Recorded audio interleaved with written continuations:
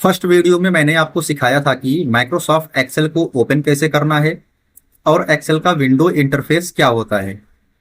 और आज की सेकंड वीडियो में मैं आपको सिखाने वाला हूं एक्सेल में जो कर्सर होता है वो कितने तरीके से वर्क करता है। जब भी आप एक्सेल में ध्यान से देखोगे, यहाँ पे आपको ऐसा कुछ दिख रहा है कर्सर, यहाँ पे आपको मोटा प्लस दिख रहा है, यहाँ पे आपको इस तरीके से दिख रहा है और यहाँ पे आपको पतला प्लस दिख रहा है। यानी एक्सेल में ये जो अलग अलग तरीके से कर्सर बन रहा है, इसका वर्क क्या होता है, ये आज मैं आपको समझाने वाला हूं और सिखाने वाला हूं। तो चलिए वीडियो को स्टार्ट करते हैं। सबसे पहले आप समझिएगा, जब आप एक्सेल को ओपन करते हो और जब भी आप एक्सेल में यहाँ रिबन पे टैब पे आप माउस के पॉइंटर को लेके आते हो तो यहाँ पे आपको ये तीर जैसा कर्सर दिखता है। इसका नाम होता है एरो। इसका नाम होता है एरो। बेसिकली इसका क्या वर्क होता है, आप इस एरो से किसी भी टैब पे क्लिक कर सकते हो और रिबन में आप किसी भी ऑप्शन को क्या कर सकते हो, सिलेक्ट कर सकते हो। ये काम होता है हमारा एरो का। ठीक है, तो ये था हमारा एक्सेल का पहला कर्सर जो कि हमारा एरो है। ठीक है, आगे बढ़ते हैं। अगर आप कर्सर को यहाँ पे सीट पे लाइएगा तो ये देखिए यहाँ पे मोटा प्लस बन रहा है। कहीं भी मैं क्लिक कर रहा हूँ, आप देखिए ये जो कर्सर है ये मोटा प्लस बन रहा है। इसका नाम होता है जनरल सिलेक्शन। इसका नाम होता है जनरल सिलेक्शन। इसका काम क्या होता है, ये जो मोटा प्लस बन रहा है इसका काम होता है किसी भी सेल को सिलेक्ट करना। इसका काम होता है सेल को सिलेक्ट करना। अगर मैं यहाँ सीट पे माउस का लेफ्ट क्लिक करके ड्रैग करूंगा तो ये क्या करेगा, सिलेक्शन को बनाएगा। ये सेल को क्या करेगा, सिलेक्ट करेगा। इसलिए इसका नाम होता है जनरल सिलेक्शन, क्योंकि इसका काम होता है सिलेक्ट करना। ठीक, ये जो मोटा प्लस दिख रहा है इसका काम होता है सिलेक्ट करना। अगर मैं यहाँ पे कर्सर लाऊं, माउस को क्लिक करके आगे ड्रैग करूं तो ये देखिए सिलेक्शन बना रहा है। ठीक है, अगर मैं दो सेल को सिलेक्ट करना चाहूं, ये देखिए सिलेक्ट कर रहा है। ऐसे रो को सिलेक्ट कर रहा है, कॉलम को सिलेक्ट कर रहा है। यानी किसी भी सेल को आप क्या कर सकते हो, कितने भी सेल हो आप सिलेक्ट कर सकते हो जनरल सिलेक्शन से। ठीक, आगे बढ़ते हैं। यहाँ पे देखिएगा, जिस सेल पे मैं क्लिक कर रहा हूं यहाँ पे एक बॉर्डर बन के आ रहा है। इस सेल का नाम मैंने आपको बताया था, इसको बोलते हैं एक्टिव सेल। और इस एक्टिव सेल पे यहाँ नीचे देखिएगा एक छोटा सा डॉट दिख रहा है, छोटा सा रेक्टेंगल, बहुत छोटा सा यहाँ कोने पे। अगर यहाँ पे मैं माउस का कर्सर लेके आऊं तो यहाँ पे देखिए पतला प्लस बन रहा है। इसका नाम होता है फिल एंड कॉपी। ये जो पतला प्लस बन रहा है यहाँ पे, इसका नाम होता है फिल एंड कॉपी। ये बेसिकली इसका दो काम होता है, एक तो ये डाटा को फिल करता है और दूसरा ये डाटा को कॉपी करता है। इसीलिए इसका नाम पड़ा है फिल एंड कॉपी। इसको हम समझते हैं। जैसे मैं यहाँ पे एक लिखता हूं, एक लिखने के बाद कर्सर को अगर मैं यहाँ पे लेके आऊंगा, ठीक, फिल एंड कॉपी जो कर्सर बन रहा है, माउस को क्लिक करके अगर मैं इसको नीचे ड्रैग करूंगा तो सिस्टम क्या करेगा, ये जो मैंने एक लिखा था इसी को नीचे कॉपी करता जाएगा। ठीक, तो ये था किस तरीके से ये कॉपी करता है डाटा को। अगर मैं यहाँ पे सिस्टम को बता दूं कि पहले 2 लिखना है और 2 के बाद 2 में 2 और ऐड करके 4 लिखना है, और अब मैं इसको जनरल सिलेक्शन से सिलेक्ट कर लूं और यहाँ पे फिल एंड कॉपी का कर्सर बना के माउस का लेफ्ट क्लिक करके इसको मैं ड्रैग कर दूं तो देखिए यहाँ पे सिस्टम समझ गया कि 2 में 2 को ऐड किया गया तब जाकर के 4 लिखा गया। यानी अब मुझे जो आगे डाटा लिखना है वो कॉपी नहीं करना है। 4 में आगे 2 को ऐड करके 6 लिखना है, 6 में आगे 2 को ऐड करके 8 लिखना है। तो बेसिकली यहाँ पे सिस्टम क्या कर रहा था, एक को बार बार कॉपी कर रहा था। और यहाँ पे सिस्टम क्या कर रहा था, मैंने 2 में ऐड करके 4 लिखा तो सिस्टम समझ गया कि आगे 4 में 2 ऐड करके 6 लिखना है, 6 में 2 ऐड करके 8 लिखना है, 8 में 2 ऐड करके 10 लिखना है। तो यहाँ पे इसका काम क्या था, डाटा को फिल करना, ना कि कॉपी करना। ठीक है, एक बार मैं फिर से रिपीट करता हूं। यहाँ पे ये जो पतला प्लस बन रहा है इसका नाम होता है कॉपी एंड फिल। इसका क्या नाम होता है, कॉपी एंड फिल। ठीक है, अगर मैं यहाँ पे 9 लिख दूं और 9 पे क्लिक करके यहाँ से फिल एंड कॉपी कर्सर बना के माउस का लेफ्ट क्लिक करके ड्रैग करूंगा तो ये क्या करेगा, 9 को क्या करेगा, कॉपी करता जाएगा। अगर यहीं पे मैं क्या करूं, 5 लिख दूं, 5 के आगे मैं यहाँ पे लिख दूं 10 और जनरल सिलेक्शन से इसको सिलेक्ट करके यहां से पतला प्लस बना के इसको मैं ड्रैग करूंगा तो देखिए यहाँ पे ये 10 के बाद 10 को रिपीट नहीं किया, सिस्टम समझ गया कि 5 में 5 ऐड करके 10 लिखा गया है। तो आगे मुझे डाटा को फिल करना है किसके अकॉर्डिंग, पहले जो फॉर्मेट था इसके अकॉर्डिंग। यहाँ पे 5 ऐड किया गया है, यानी मैं 10 में 5 ऐड करके 15 लिखूंगा, 15 में 5 ऐड करके 20 लिखूंगा, 20 में 5 ऐड करके 25 लिखूंगा। तो यहाँ पे सिस्टम क्या कर रहा है, डाटा को फिल कर रहा है, और यहाँ पे सिस्टम क्या कर रहा है, डाटा को कॉपी कर रहा है। समझ गए? इसीलिए ये जो पतला प्लस होता है इसका नाम होता है फिल एंड कॉपी। इसका एक और नाम होता है, इसको ऑटोफिल भी बोलते हैं, इसको ऑटोफिल भी बोलते हैं। ठीक, चलिए आगे चलते हैं। जिस सेल पे हम क्लिक करेंगे वहां पे ये बॉर्डर बन के आता है, और इस सेल का नाम होता है एक्टिव सेल। अगर इस सेल के बॉर्डर पे मैं कर्सर लेके आऊंगा तो यहाँ पे देखिए 4 साइड एरो बन रहा है। 4 साइड क्या बन रहा है, एरो बन रहा है। इसका नाम होता है मूव सिलेक्टेड सेल। इसका क्या नाम होता है, मूव सिलेक्टेड सेल, यानी ये किसी भी सेल को मूव करता है। अगर मैं इस सेल में यहाँ पे कोई संख्या लिख दूं, जैसे यहाँ पे मैंने लिखा 3 लिखने के बाद इस सेल पे क्लिक करके मैं यहाँ पे इसके बॉर्डर पे कर्सर ले आऊं और मूव सिलेक्टेड सेल बन जाए, मूव सिलेक्टेड कर्सर हमारा बन जाए, तो मैं माउस का लेफ्ट क्लिक करके इस सेल को जहां कहीं मूव करूंगा वहां पे इस सेल का डाटा भी मूव होगा।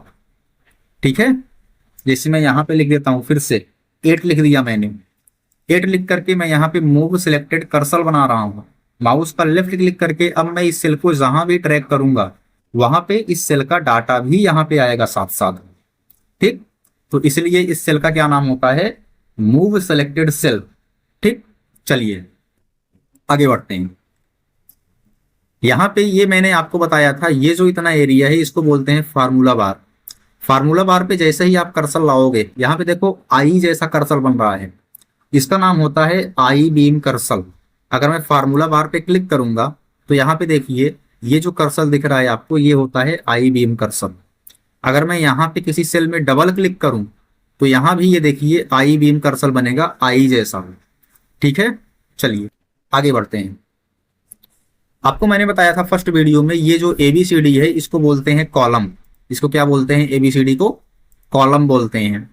अगर मैं यहाँ पे ई पे कर्सर लाऊंगा तो यहाँ पे देखिए एक एरो बन रहा है डाउन साइड, इसका नाम होता है सेलेक्ट इंटायर कॉलम। इसका नाम होता है सेलेक्ट इंटायर कॉलम।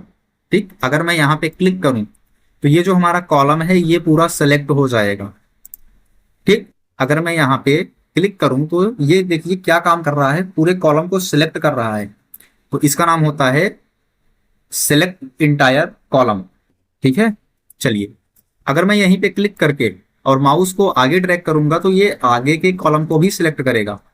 ठीक है, जैसे मैं यहाँ पे एम पे कर्सर लाता हूँ, अभी देखिए जनरल कर्सर है, अगर मैं एम पे कर्सर को लाऊंगा तो यहाँ पे एक डाउन साइड एरो बन रहा है, और यहीं पे अगर मैं क्लिक कर दूं तो ये कॉलम को सिलेक्ट कर दे रहा है। तो इसका नाम क्या हो गया, सेलेक्ट इंटायर कॉलम, यानी ये कॉलम को सिलेक्ट कर रहा है। अब यहाँ पे अगर मैं माउस का लेफ्ट क्लिक करके माउस को ऐसे आगे ड्रैग करूं तो बाकी के जो कॉलम है उसको भी सिलेक्ट कर रहा है। अगर मैं वापस आ जाऊं तो ये सिलेक्शन क्या करेगा, रिमूव कर देगा, और आगे सेलेक्ट करूंगा तो आगे के कॉलम को भी क्या करेगा, सिलेक्ट करता जाएगा। ठीक, तो इसका नाम हो गया सेलेक्ट इंटायर कॉलम। ठीक इसी प्रकार से अगर मैं यहाँ पे 1 2 3 कर्सर लाऊंगा तो यहाँ पे देखिए यहाँ भी सेम उसी के जैसा एक एरो बन रहा है। ठीक, लेकिन ये जो एरो बन रहा है ये राइट साइड बन रहा है, इसका नाम है सेलेक्ट इंटायर रो।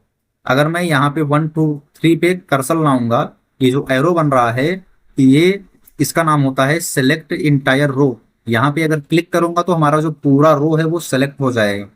जैसे मैं 5 पे आके क्लिक करूंगा तो 5 वाला जो हमारा पूरा रो है ये सेलेक्ट हो जाएगा। तो इसका नाम क्या हो गया, सेलेक्ट इंटायर रो। क्यों, क्योंकि ये जो है पूरे रो को, इंटायर रो को सेलेक्ट करने का काम कर रहा है, तो इसका नाम हो गया सेलेक्ट इंटायर रो। यहाँ पे आप कई रो को, मल्टीपल रोज को एक साथ सेलेक्ट कर सकते हो। क्या करना है, क्लिक करना है और क्लिक करके ऐसे ड्रैग करना है, जहां तक आप ड्रैग करोगे वहां तक का रो क्या होगा, सिलेक्ट होता जाएगा।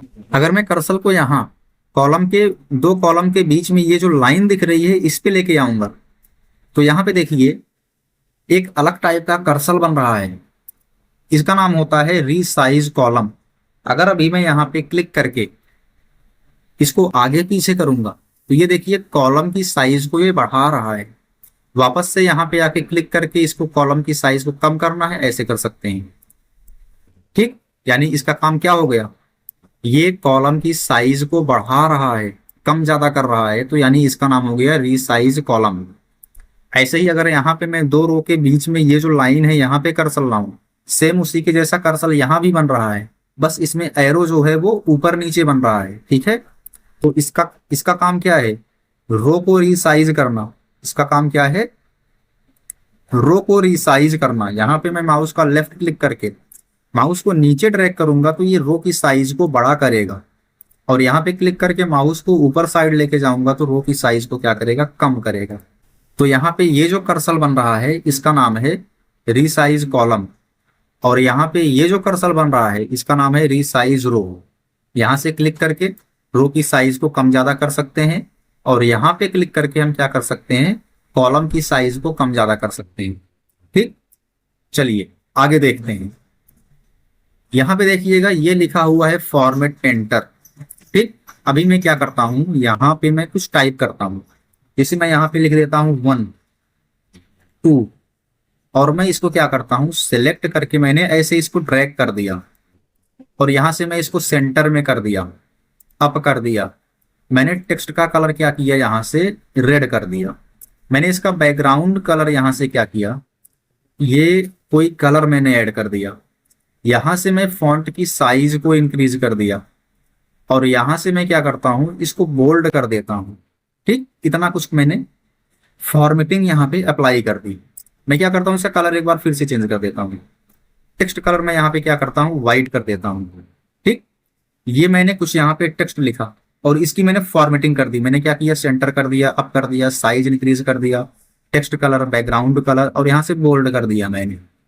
अब यहाँ पे किसी दूसरे सेल में मैं यहाँ पे क्या करता हूँ, 2 का टेबल लिखता हूँ। मैंने यहाँ पे क्या किया, 2 का टेबल लिख दिया। ठीक, और मैं चाहता हूँ कि ये जो 1 2 3 4 मैंने लिखा हुआ है इस पे जो जो फॉर्मेटिंग मैंने अप्लाई की है वही सेम फॉर्मेटिंग यहाँ पे आ जाए। तो इसके लिए हमें क्या करना है, इसको बेसिकली सिलेक्ट करना है और यहाँ पे जाना है फॉर्मेट पेंटर पे।